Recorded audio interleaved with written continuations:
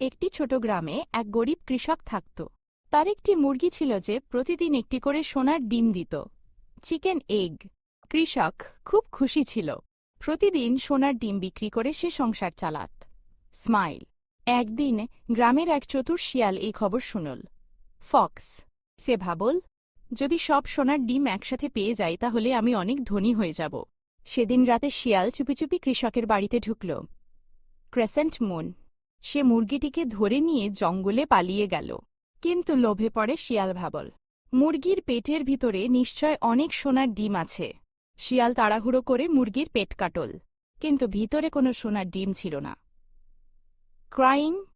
এদিকে কৃষক নিজের প্রিয় মুরগিকে হারিয়ে কাঁদতে লাগল। শিয়াল বুঝতে পারল তার লোভের কারণেই সব নষ্ট হয়েছে। সে খুব অনুতপ্ত হল। Pensive face. পরদিন শিয়াল কৃষকের কাছে গিয়ে ক্ষমা চাইল। কৃষক বলল, লোভ করলে শেষ পর্যন্ত ক্ষতিই হয়। হাট। সেদিন থেকে শিয়াল আর কখনো লোভ করেনি। Glowing star. Open book. শিক্ষা। অতিরিক্ত লোভ মানুষকে বিপদে ফেলে।